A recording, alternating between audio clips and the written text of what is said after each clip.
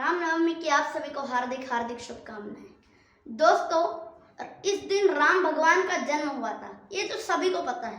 परंतु आज इस वीडियो में हम राम भगवान से कुछ ऐसी बातें सीखने जा रहे हैं जिन बातों को अगर आपने अपनी लाइफ में इम्प्लीमेंट किया तो आप उससे अपनी लाइफ को चेंज भी कर सकते हैं और ये सभी गुण आपकी लाइफ में बहुत काम आने वाले हैं।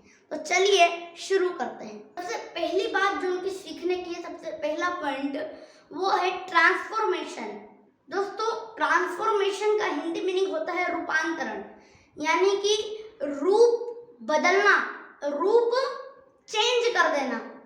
तो उस ट्रांसफॉर्मेशन की प्रोसेस में जो पीड़ा होती है, जो पेन होता है, जो हमें हर्ट होता है, उसको जिस व्यक्ति ने सह लिया वह उसके लेवल बढ़ जाएंगे, यानी कि वो अभी जिस लेवल पे है उससे ऊंची लेवल पे चला जाएगा। आप जिस जगह पर अभी हो उस जगह पे नहीं रहोगे, उससे ऊपर की लेवल पे चले जाओगे, आप अर्श तक पहुंच जाओगे। तो ट्रांसफॉर्मेशन की प्रोसेस जो है उसमें पेन बहुत है और हम क्या सोचते हैं तो बहुत दर्द है, इसमें बहुत चोट सहनी पड़ेगी।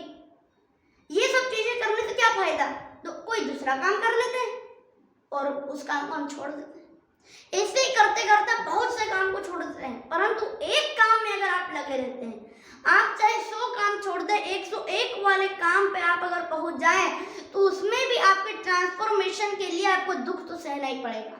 और राम भगवान की लाइफ में जितने दुख थे, उनकी लाइफ में जितनी प्रॉब्लम्स थी, उनके सॉल्यूशंस निकालना बहुत कठिन था। उनकी लाइफ में जितनी मुसीबतें थी, उनको जब उन्होंने फेस करा तब उनका ट्रांसफॉर्मेशन हुआ, तब उनका रूपांतरण हुआ। और उसके बाद वह जो वनवास के पहले जो थे वो सिर्फ राम थे या राजकुमार राम थे, उसके बाद जब वो वनवास के बाद वापस जब अयोध्या में आए तब वो राम नहीं, राम भगवान बन गए। दोस्तों, ये उनका ट्रांसफॉर्मेशन हुआ राम से राम भगवान का। और मनुष्य को भगवान बनने जो है उसमें बहुत दर्द सहने पड़ते हैं। ऐसे किसी को भगवान बोल देंगे लोग? नहीं बोलते। और लोग उस अर्श तक पहुंचने के लिए बहुत कठिनाइयां भी डालते हैं। लोग उस अर्श तक पहुंचने के लिए कठिनाइयां भी डालेंगे आपकी उस सफर में, परंतु अगर आप राम भगवान की तरह एक पॉजिटिव आउटलुक को लेकर किसी भी काम को करोगे तो आप फर्श से अर्श तक पहुंच सकते हैं। चलिए चलते हैं दूसरे पॉइंट पर। दोस्तों, दूसरी बात जो सीखने की राम भगवान से वह है खुद पर विश्वास करना, सेल्फ बिलीव। जब तक आपको खुद पर विश्वास नहीं होता ना दोस्तों, दुनिया आप पे विश्वास कर ले कि you can do it, you can do it, you can do it, but you are believing that I can't do it, I can't do it, I can't do it. दुनिया आप पे भरोसा कर रही है कि तुम कर सकते हो, तो एक बार करके देख। आपको क्या विश्वास है कि मैं ये कर ही नहीं सकता, मैं क्यों करके देखूं? दुनिया बोलते रहेगी, कान में कुछ न कुछ बोलती रहेगी, फिर भी आप नहीं करें क्योंकि आपको खुद पर विश्वास नहीं है। तो दुनिया विश्वास करे ना करे आप पर, परंतु आप एक बार खुद पे विश्वास कर लेना। जब दुनिया विश्वास करती और आप खुद पे विश्वास नहीं करते, कुछ नहीं होने वाला। परंतु जब दुनिया आप पे विश्वास नहीं करती और आप खुद पर विश्वास करते हैं तो बहुत कुछ हो सकता है। दोस्तों, आज से ही खुद पर विश्वास करना चालू करें। राम भगवान जब सीता माता को ढूंढने के लिए जंगल जंगल भटकते रहे तो उनको मिले पक्षीराज जटायु। पक्षीराज जटायु मिले, पंख कटे हुए थे, खून से लथपथ थे। तो आप उन्होंने जटायु को अपनी गोद में लिया और पूछे, ये तुम्हें क्या हो गया? बोले कि आपकी जो पत्नी है सीता माता जी, उनको रावण उठा के ले गया है अपने वाहन में, लंका में, उधर की साइड है, दक्षिण दिशा में। उन्होंने बता दिया। तो बोले कि मैं सीता माता को बचाने के लिए गया तो उसने मेरे पंख काट दिया, मुझे घायल कर दिया, तो वहां से मैं नीचे गिर पड़ा। तो बोले कि आपके गोद में मैं मर रहा हूं, मेरी मृत्यु आपकी गोद में हो रही है, तो मैं तो स्वर्गलोक को जाऊंगा और वहां पर आपके पिताजी दशरथ भी होंगे। बोले हाँ वहीं पर है। तो वो बोल रहे हैं कि क्या मैं उनको बता दूं कि आपकी पत्नी सीता जो है उनका हरण हो चुका है। तो राम भगवान ने मना कर दिया उन्हें और कहा कि नहीं, तुम उन्हें मत बताना, मैं जब उस रावण को मार दूंगा तो वो मेरे हाथों से मरेगा, इसके लिए वो स्वर्गलोक में जाएगा और स्वर्गलोक में जब मेरे पिता दशरथ उनसे पूछेंगे कि क्यों रावण तुम इधर स्वर्गलोक में क्यों आ गए, तुम धरती लोक पर होना चाहिए, तुमको तो ना कोई नर मार सकता है, यानी कि तुमको सिर्फ कोई नर मार सकता है, भगवान भी तुम्हें नहीं मार सकते। रावण के पास वरदान था कि उसको केवल नर मार सकता है, कोई भगवान नहीं मार सकता, कोई जानवर भी नहीं मार सकता, केवल मनुष्य उनको मार सकता। ये उसको वरदान मिला था। तो तुम यहाँ पर कैसे आ गए, वो पूछेंगे। जब पूछेंगे तो रावण पूरी कहानी बता देगा कि मैं आपके पुत्र राम की पत्नी का मैंने हरण कर लिया था, तो राम ने मुझे मार दिया, उनके हाथों से मैं मरा, तो उसके लिए मैं स्वर्गलोक में आ गया। तो ऐसे जब उनको कहानी पता चलेगी तो तुम मत बताना, रावण खुद उन्हें बताएगा। ऐसा विश्वास उनको था कि जब वो उनको मारेंगे तो स्वर्गलोक में जाएंगे, स्वर्गलोक में जाएंगे तो पिता दशरथ को बताएंगे। ऐसा विश्वास अगर आपको खुद पर हो गया तो दुनिया आप पर विश्वास करे ना करे, आप खुद पर विश्वास करके किसी भी चीज को हासिल कर सकते हैं।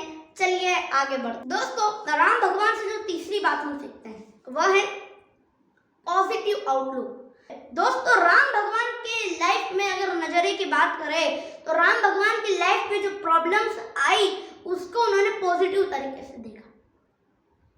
पिछली रात कहा गया कि तुम्हें कल सुबह राजगद्दी मिलेगी, और अगली सुबह जब पता चला कि मुझे वनवास मिला है, तो ऐसा पॉजिटिव आउटलुक आपको सीखने की जरूरत है कि वह अपने पिता दशरथ से कहने लगे कि पिताजी, बस इतनी सी बात के लिए आप इतने रो रहे हैं, इतनी सी बात बस।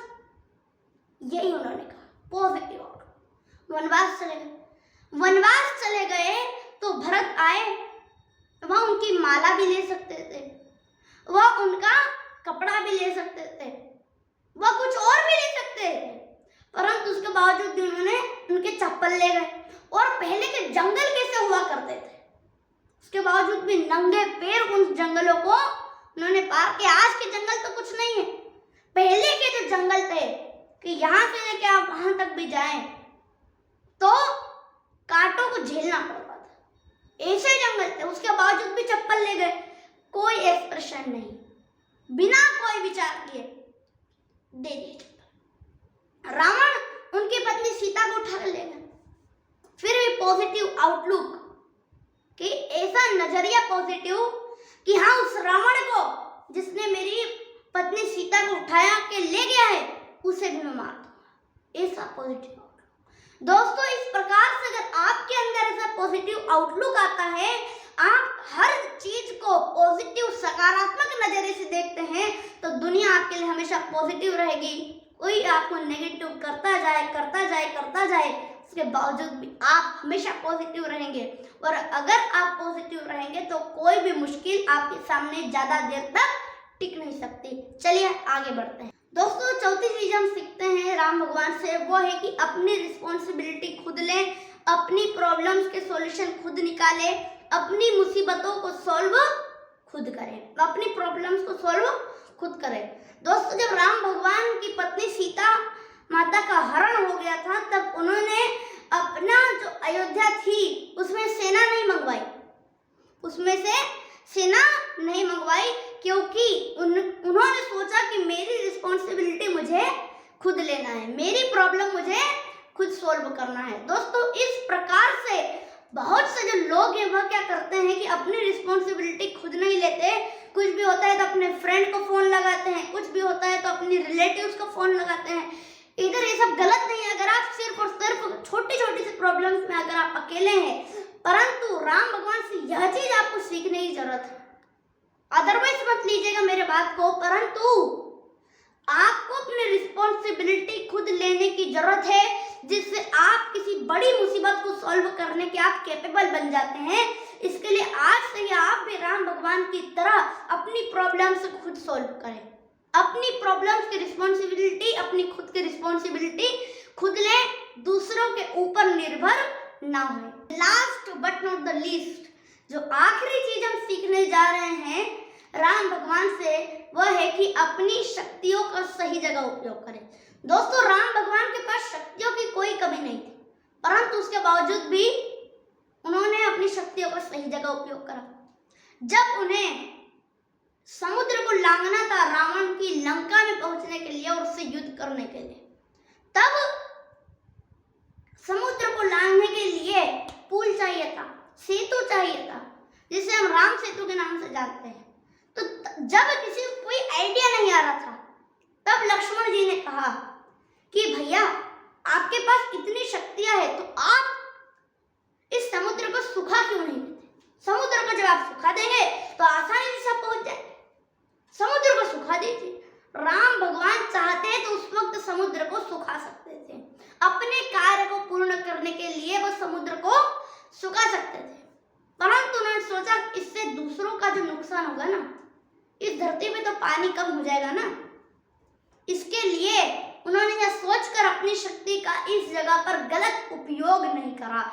जबकि अगर हम रावण को देखें तो रावण के पास इतनी शक्तियां थी कि उसे कोई मार नहीं सकता था, कोई भी नहीं मार सकता था। शंकर भगवान का बहुत बड़ा भक्त था, ज्ञान की कोई कमी नहीं थी, शस्त्रों की कोई कमी नहीं थी और युद्ध कला की कोई कमी नहीं थी, शस्त्र कला की कोई कमी नहीं थी, कोई कमी नहीं, धन की कोई कमी नहीं थी। उसके बावजूद भी क्यों हारा?